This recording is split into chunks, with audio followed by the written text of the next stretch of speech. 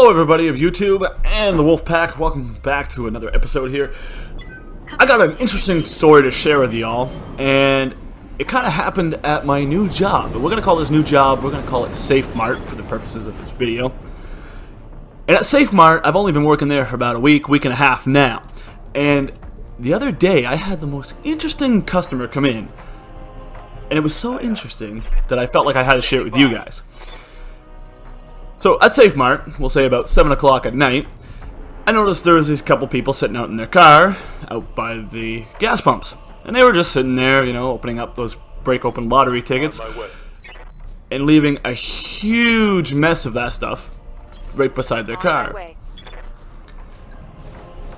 And when they noticed me out there having a little bit of a smoke break, the guy kind of got out of the car, picked up the lottery tickets that they opened, and threw them away. And then he looked at me and made the joke of going, "Women, you know, eh?" And I was like, "Thank you very much. Thank you very much for picking up your trash so I don't have to." Shortly after that, about 20 minutes later, they come back. And when they came back, this is when they started sending off those bad juju vibes. And very, very interestingly, I look at my co-worker, and we're going to call him Batman for this video. I looked at Batman and I was like, "Yo, Batman, these two giving me bad jujus." Batman didn't leave me the rest of the night. And so, when she got to the cash, she took and put like at least 100 lottery tickets down on the counter and said, "Can you guys scan these for me?" So we go through the process to start scanning them. Now, I did not see her start at this point putting stuff like lighters, chocolate bars, chips, all that stuff in her purse. I did not notice this, but Batman did, and Batman decided to remain silent. Why? I don't know. Shortly after they left, though, after she took about $150 worth of merchandise, and without me seeing this, Batman was like, "Yeah, I noticed that they stole a bunch of stuff." I looked at Batman, I'm like, "Yo, man, why didn't you, like, say something to me?" I would have mentioned something to her, like, saying, "Yo, woman, you taking all that stuff? You gotta pay for it up front before you're allowed to leave." And we thought this right here was the end of it, so we started recording things like what they were wearing, what they looked like, what they were driving. Unfortunately, we didn't have the license plate at this time, so we couldn't really get that down. But we got a lot of stuff down about what time they came, some of the stuff they took. We even notified our manager, and our manager was like, "If she comes back, you boys really need to lay down the law." And the weirdest thing is, too, like during the time that we were scanning her lottery tickets for him, at one point, we couldn't scan some of the lottery tickets because they weren't bought at our store, so we weren't allowed to cash them in. So we look at her and we say, "Yeah, we can't really cash these. You're going to have to go back to where you bought them." And she looks at us and set off about 150 million red flags in our heads by saying to us, "How am I supposed to know where I bought them?" I don't know about you guys, but if I go to a store and I buy something at that store, I'm usually going to remember it, especially if it's something like lottery tickets or video games or electronics. Like, I'm going to remember where I bought that stuff. I don't know about the rest of y'all, but for me, for sure, that's how it is. And not even an hour later after they left and took about $150 worth of merchandise, they came back.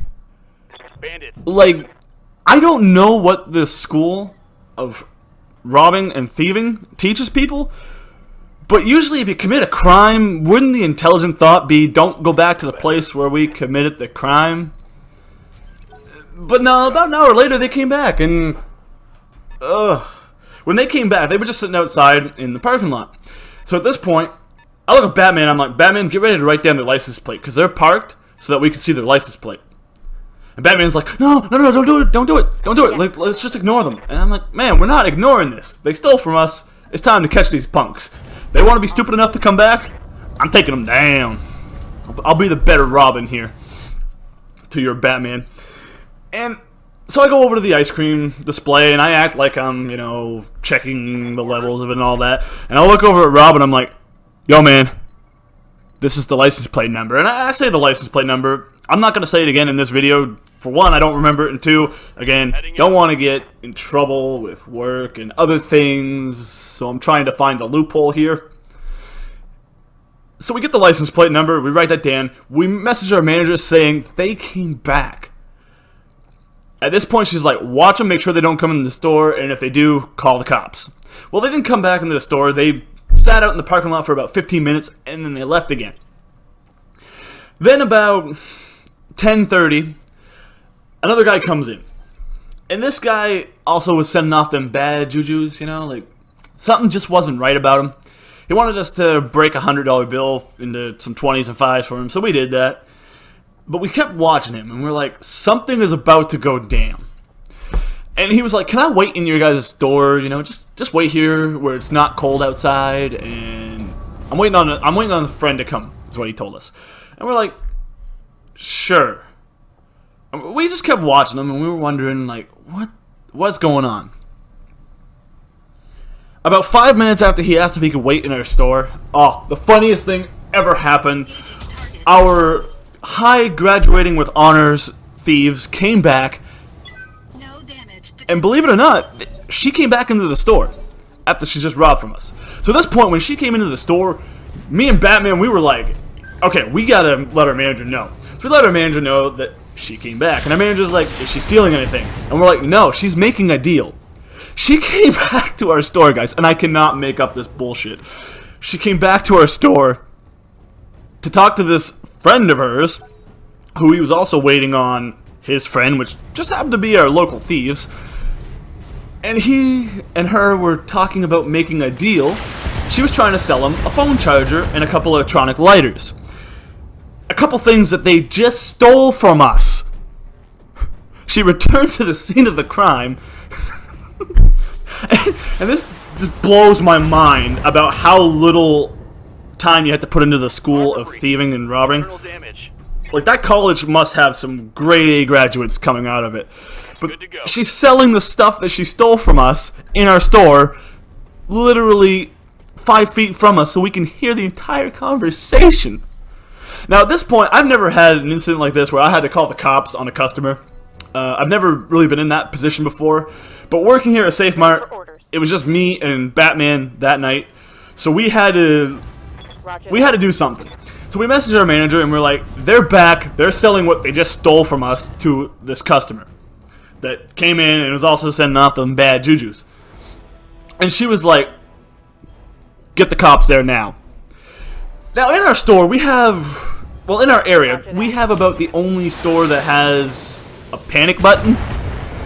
And I've never been in the position where I had to get the cops there, so I wasn't sure if I had to hit the panic button or not. And at this point, my coworker, he was panicking. Like, Batman was just dropping bricks all over the place. And so I was like, what should we do? Because he was the superior to me, right? I've only been there for like a week and a half, and he's been there for 4 months. So he looks at me, and when our manager, I almost said her name right there, and almost got in trouble. When our manager was like, get a hold of the cops, he looks at me and says, hit the panic button. So me not really knowing exactly when I should hit the panic button and stuff like that, never ever being in a position like that, I just did what I was told. I hit that panic button, held it for a good like 30 seconds, just sitting there like, this is sending some bad jujus. At which point, after I hit the button, our manager texted us back and was like, just to let you guys know, you probably shouldn't hit the panic button, just call 911. We both, me and Batman, look at each other and we're like, let's message the manager. We hit the panic button. And then she was like, oh shit. You realize the cops are going to show up now, guns drawn, sirens blaring, like SWAT team ready to go, ready to bust open the door and tackle these people down. And we were just like, maybe we shouldn't have the cops come in like that, because we don't know if she was packing any weapons, or even the guy outside was packing any weapons, and we didn't really feel like getting hurt. So the cops called at this point before they even showed up. As soon as we hit the panic button, the cops called us. So my coworker went into the back where the office was and started talking to them, and he was basically like, that hit something good. Make sure they don't come in sirens blaring, because we don't know what these people will do. And so the 911 operator was like, yeah, sure, no problem. I got you guys. I'll be a good Alfred and get those cops to cooperate. Oh my god. They were standing. And about, I won't even say 40 seconds before the cops showed up, they finalized their deal and they left, right? Both the guy that bought the stuff from and the girl. And the whole time that we were waiting on the cops, I heard everything that was going on with the deal. So she sold him a phone charger, 2 electronic lighters, and some chocolate bars. And I'm telling you, that guy really needs to know the value of a chocolate bar from our store. It's like $2.50 for 2. She was selling each individual chocolate bar for like $5. The same chocolate bars we have on sale, she's selling for $5. The same electronic lighters that we have on sale for $8.90 something before tax, she's selling for $20 a piece, and he bought like 2 of them. And the phone chargers that we sell for $5, she was getting at least $25 out of that. And then he was kind of asking for another type of charger that he was looking for so it could work in his vehicle. And at this point, she was like, "Oh, I don't have that, but like I can totally find it for you guys. What's the brand, and how long can you give me to find it for you?"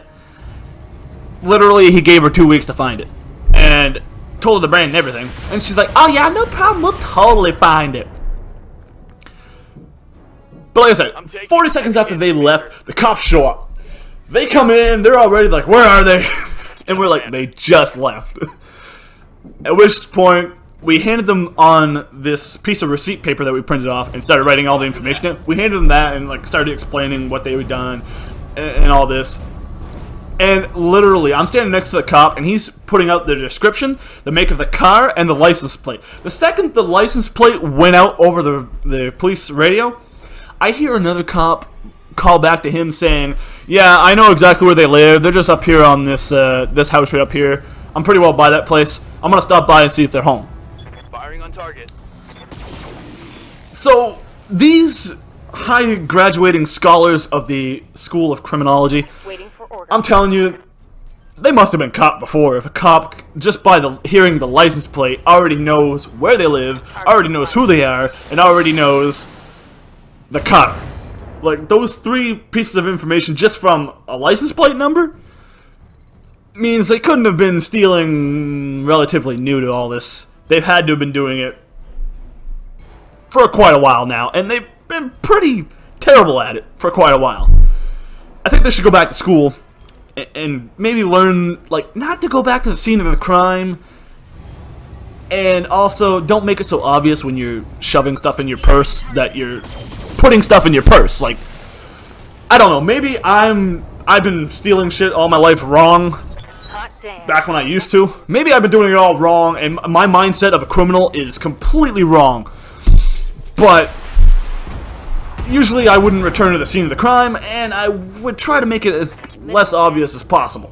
Especially when you see the person staring at you, like looking at you, asking you a question, and you're sitting there like throwing chocolate bars in your purse. Like, if somebody's looking at you, you don't put chocolate bars in your purse. And also, I wish Batman kinda... I'm sorry, Batman, if you're watching this video, you know who you are, and I really wish you would've, like, spoke up, you know, or at least tell me. Tell me, because I'm not afraid of speaking up to people. In fact, I love confrontation. It's kind of fun. I like stirring the pot. I like creating a little controversy. I like it. It's an adrenaline rush. It's fun. It's something I need to fix. So, the cops at this point, we tell them that our manager and our assistant manager are on the way. They'll be there in a couple minutes. And they're like, "Did you guys see anything?" And we're like, "Yeah, we both saw some stuff. We both kind of cooperated in taking these punks down." And the cop was like, "Okay, we're going to take statements from both of you guys." And so the cop goes out to his car and gets the statement papers to be able to do that. And another cop stays on scene because there's 2 of us, 2 witnesses, so they're going to each individually interview us so that we can't really talk with each other and like say, "Don't you remember this?" or just a way to kind of make sure we don't stretch the truth or lie about it or whatever reasons cops have. But those are the reasons I'm thinking of.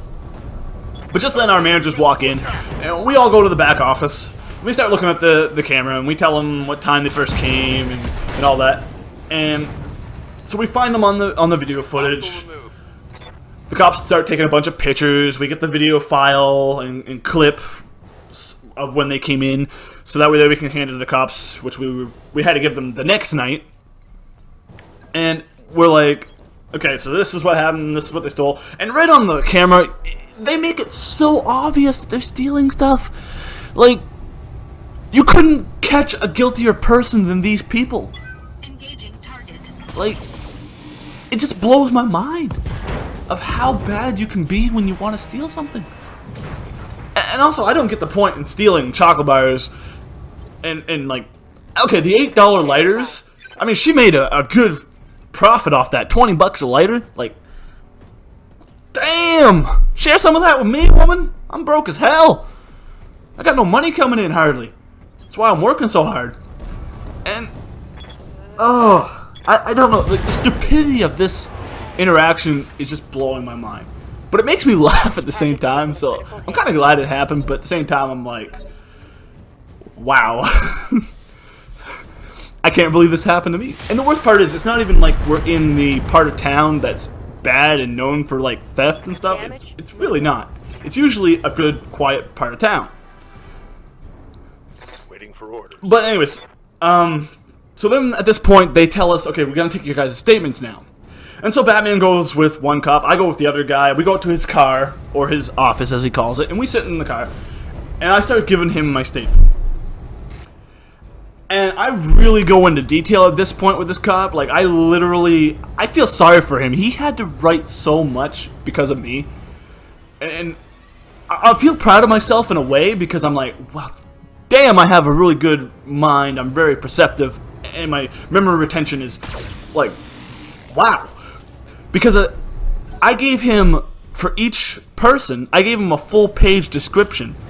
For the guy that came in and the woman that came in, I gave them a full page description from the hair that they had, the color of their hair, the style of their hair, to the clothes they were wearing, to like the style of their car, which was like a half page right there just for the car.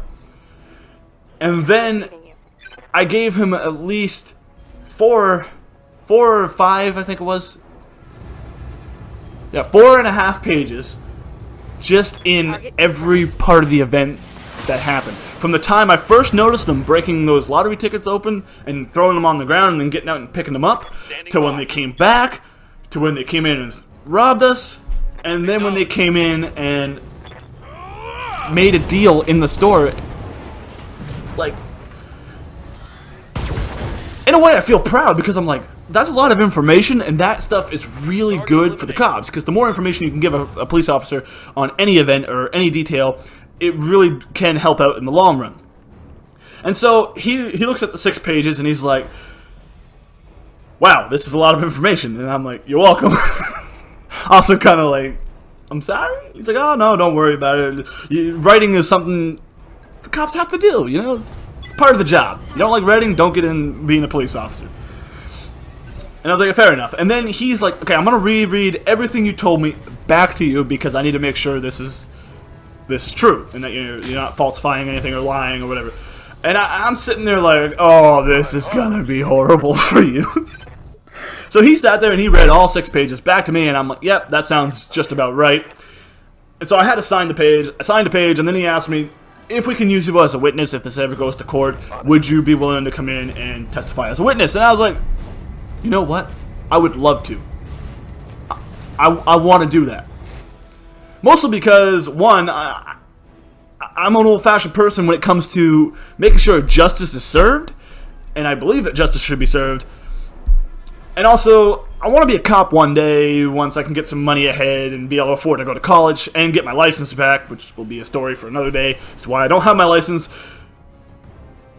That'll be another video for another time, but that's a career choice I want to go into. That's what I'm hoping to be able to do as a dream job. I'm also hoping that, you know, Twitch and YouTube can work out for me as well, and I don't have to go be a cop. I can sit here, play video games, share with all you lovely folks out there, and have some fun. So, we gave the statements. I go back in the store, and the cops are still there for a little bit to get some more information from our managers about when they can get the video footage, when they can come back, all that stuff. And at this point, another officer pulls up, and he comes into the store carrying a bag. And inside the bag is not everything, but a good portion of the stuff they stole from us. And at this point, he said that he caught them at their home, and that he wasn't sure if the guy was there, and he wasn't allowed to go in and search the home for the guy because he didn't have a search warrant and all that. But she answered the door, so he was able to arrest her right then and there and take her to jail. Now, I'm not sure how it works when it comes to being allowed to go inside a house or not when it comes for policing. Maybe if an officer is watching this video, you can comment down below and let me know exactly how that goes. But it felt really good to know that they got them. They got some of the stuff they stole. And then a little bit more of the frosting on the cake was the next day when the cop that first arrived on scene, when he came in to get the video footage for the security surveillance, he basically looks at us and says, yeah, they didn't show up to their court date today. So now we're really looking for them. Well, anyways, guys, that was the end of the video. If you guys enjoyed, go ahead and leave a like down below. If you didn't like, go ahead and dislike. And as always, thank you guys for watching. Go ahead and follow here on YouTube, and make sure to hit the bell for the notifications, and we'll see y'all later.